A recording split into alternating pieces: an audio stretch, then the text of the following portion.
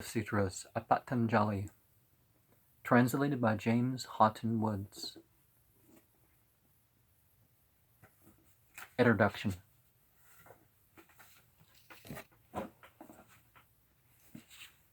Authorship of the Yoga Sutras, identity with Patanjali. Author of the Sutras, and of Patanjali, author of the Mahabhyasya. Mahabhyasya.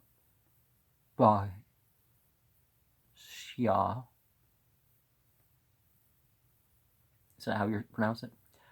Not yet proved. The opinion in India and in the West that the author of the Yoga Sutras is also the author of the great grammatical comment upon the Parnini has not been traced definitely any further back than to the 10th century, the Common Era. The Yoga Bhashya, about 650 to 850 of the Common Era, makes no statement as to the authorship of the Yoga Sutras, unless the benedictory verse at the beginning be regarded as valid proof that Patanjali wrote the sutras. Still less is there any statement in the Yoga Sutras about the author of the Mahabhyasya. Perhaps that's how you pronounce it.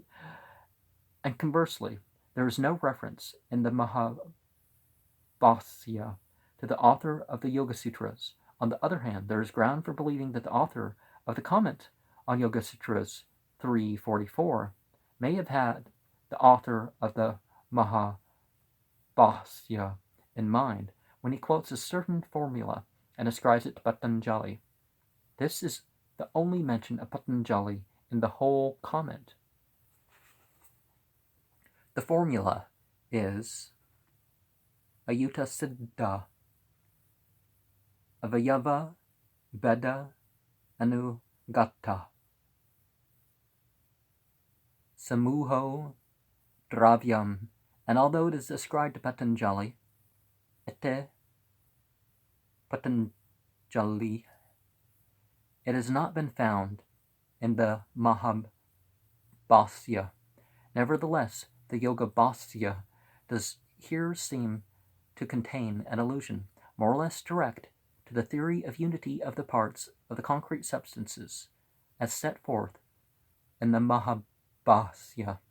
But the allusion is not direct enough to serve as itself as basis for the assertions that the Yoga Bhashya assumes the identity of the two Patanjalis. In other words, it does not justify us in assigning to the tradition of their identity a date as ancient as that of the Yoga Bhashya, 8th century. The allusion is, however, significant enough not to be lost out of mind, pending the search for other items of cumulative evidence looking in the same direction. Tradition of identity of the two Patanjalis, not earlier than the 10th century. So far as I know, the oldest text implying that the Patanjali who wrote the sutras is the same as the Patanjali who wrote the Mahabhyasya in stanza 5 of the introduction of Bojadeva's comment on the Yoga Sutras, his Rajamartanda. This I would render as follows: Victory be to the luminous words of that illuminous sovereign, Boja.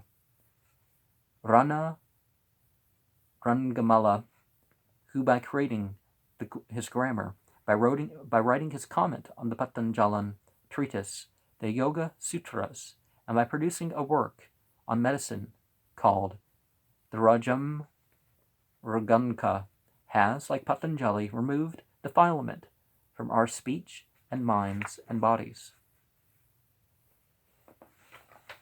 Well, we have this problem in the Bible, don't we? The which Matthew, which Mark, which Luke, which John. Oh, there are 2 or 3 generations after Jesus? Okay, that still doesn't tell us very much. Boja's grammar, his comment, called Rajamartanda, and his medical treatises are all extant. The stanza must mean that Patanjali and Bhoja both maintained a standard of correct speech. Patanjali and his Mahabhasya, and Bhoja by his grammar, and that both made our minds clear of error. Patanjali by his Yoga Sutras, and Bhoja by his comment upon them, and that both made our bodies clear of impurities. Patanjali by his medical treatises, and Bhoja by his Rajam Raganka. This certainly implies that the writer of the stanza identified Patanjali of the Yoga Sutras with Patanjali of the Mahabhasya. If the writer of the stanza of the introduction is the same as the Bhojadeva who wrote the Rajam Artanda, we may note that he is called Vanaran Gamala here. Maharajandirja in the colophon in Mitra's edition, and Lord of Dara, Ardarechvara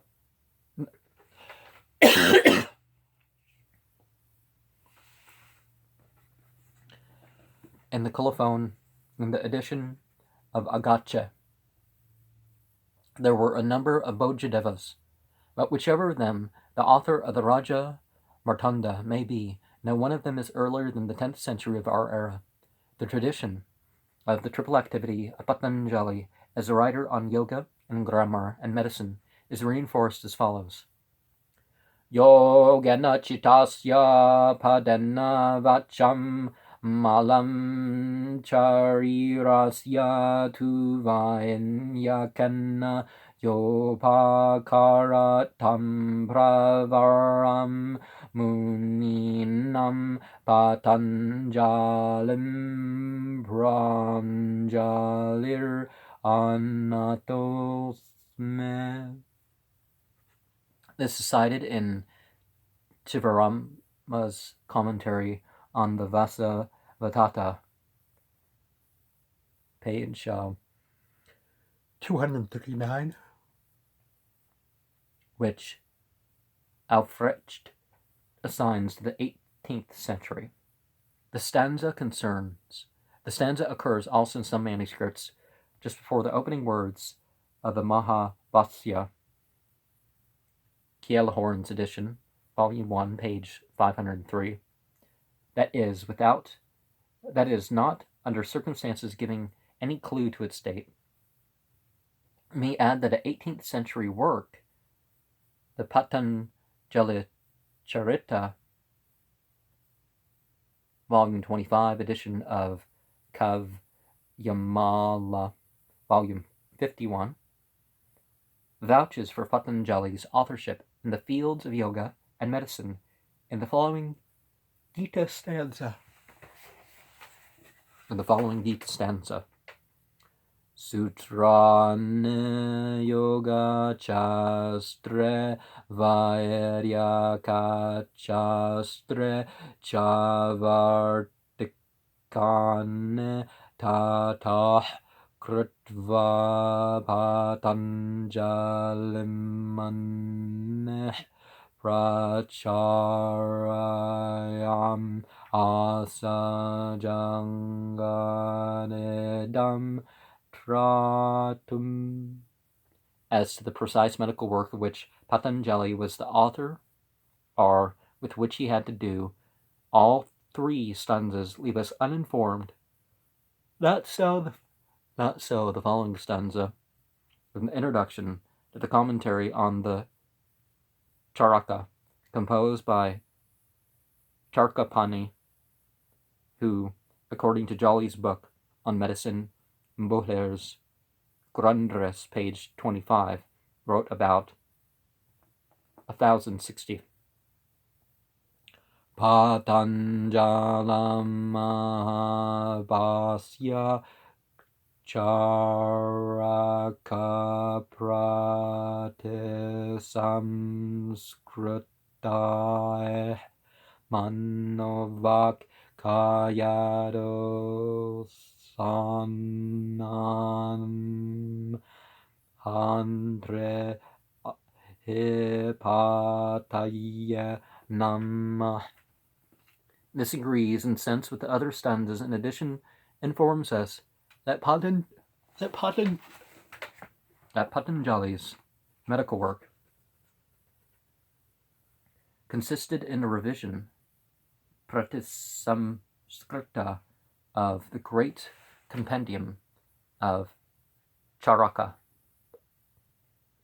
According to the Bhoja stanza, appears to be the oldest external evidence thus far at hand for the tradition as to the identity of the two Patanjalis, and this tradition is not older than the 10th century, 1,000 years and more after Patanjali, the author of the Mahabhasya.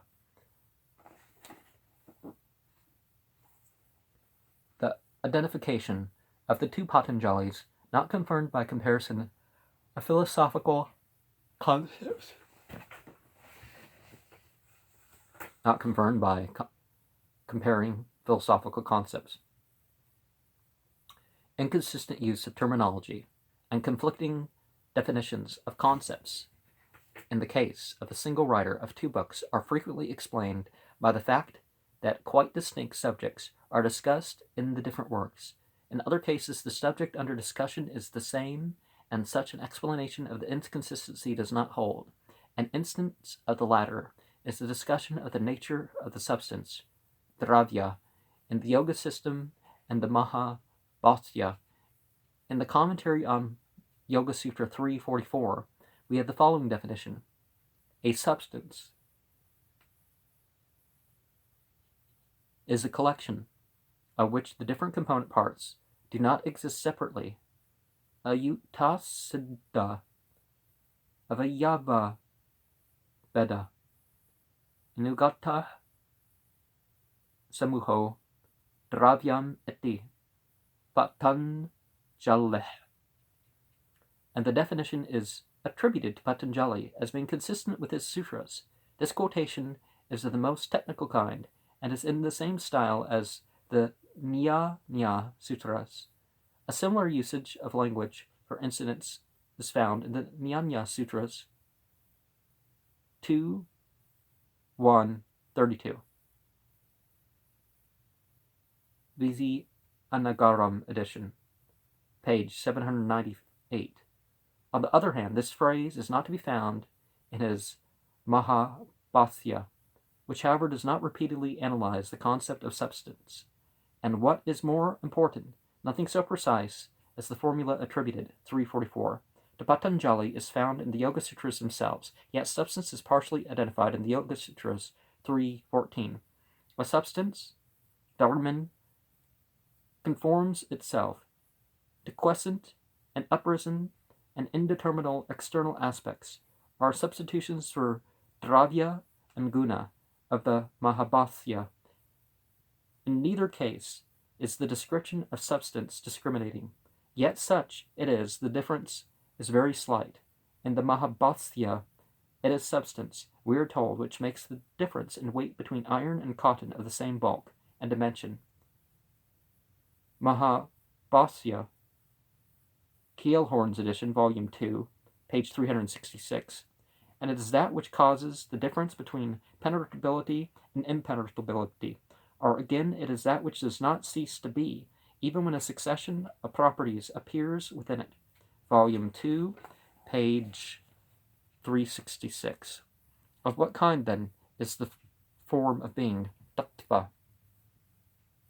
The answer is that when the various reds and other properties of the myrobalan fruit, for instance, successfully appear within it, we have the right to call it a substance.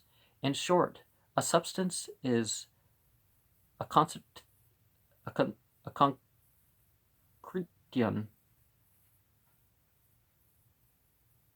of properties. Guna samdravo dravyam ete. Keelhorn, volume 2, page 366. Are, as it is put elsewhere, it is a collection of properties, guna samudaya, such that the various states, bhava, depend upon it. to 200.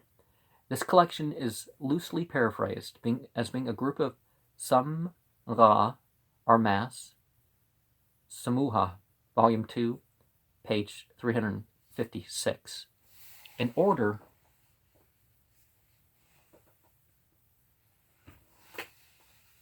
however, to make the comparison of the Dharman of the Yoga Sutras with the Dravya of the Mahabhasya, we must assume that the interpretation of the Yoga Sutras as given in the comment correctly represents the concept in the mind of the author of the sutras.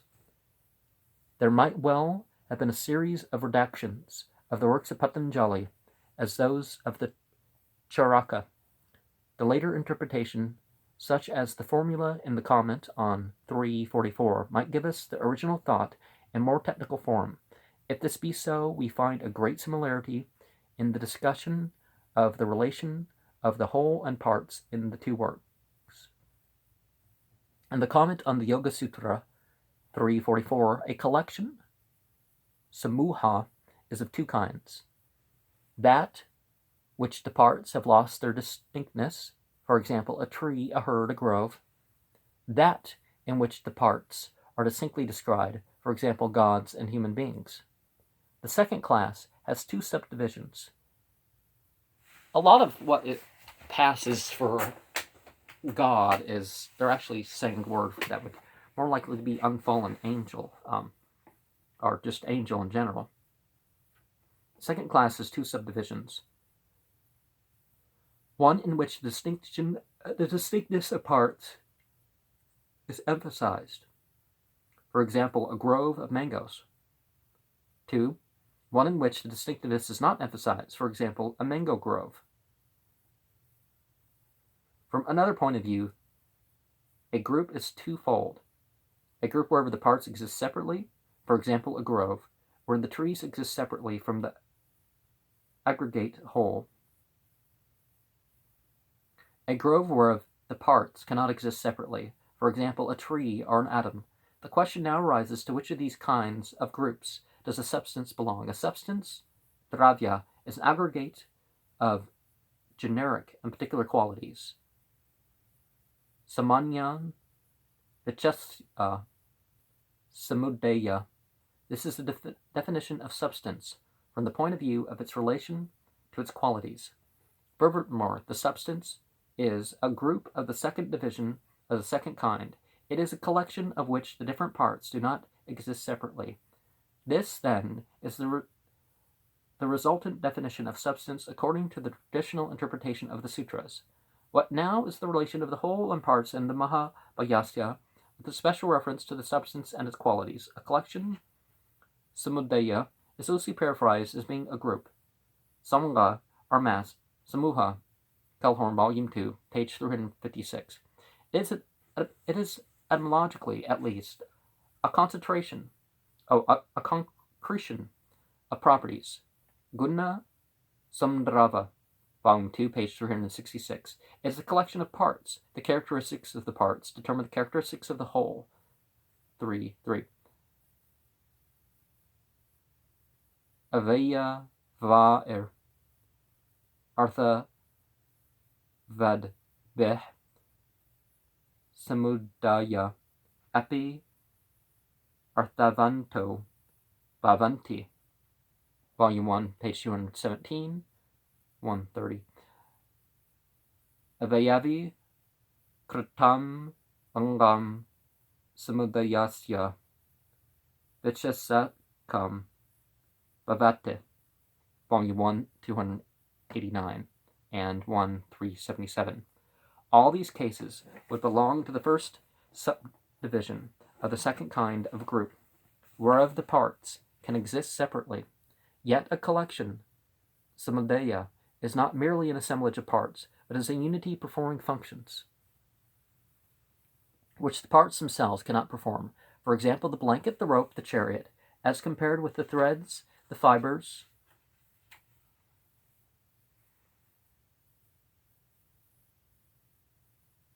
the chariot parts. 1, 220. All these cases would belong to the second subdivision of the second kind of group, wherein the parts cannot exist separately.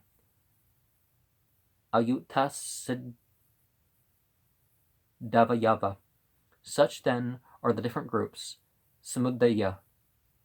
With regard to the substance, dravya, its relation to its qualities, guna, is analogous to the relation of the parts to the group, 1, 220, variation 11.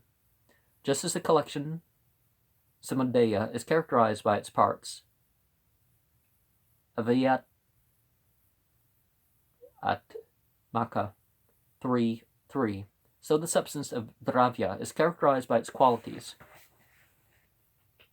Gunat maka are a collection of qualities. Gunas amudaya 200. This last formula is given tentatively as not quite a final conclusion, yet the definition is not rejected, and elsewhere 1, 411, 2, 356, 2, 415, and especially 2, 366, it is accepted as a working definition. Some qualities like sound, touch, color, and taste belong to all substance, and they are at least present. 1, 246, 2, 198. Nothing, however, is said about a generic form being required to constitute a substance, dravya. At most, it is true that when one asserts the reality of a species, akrite, one does not deny the reality of the substance, dravya, and conversely, for each person who makes the assertion, the reality of both is asserted.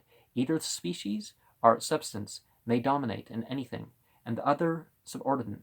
It is only a matter of the relative emphasis in the use of words, but the word substance is used for the particular qualities. It is not a concretion of species and qualities, but is contrasted with species, according even as we admit that the formula ascribed to Patanjali in the comment on 3.13 is the correct rendering of the thought in the mind of Patanjali.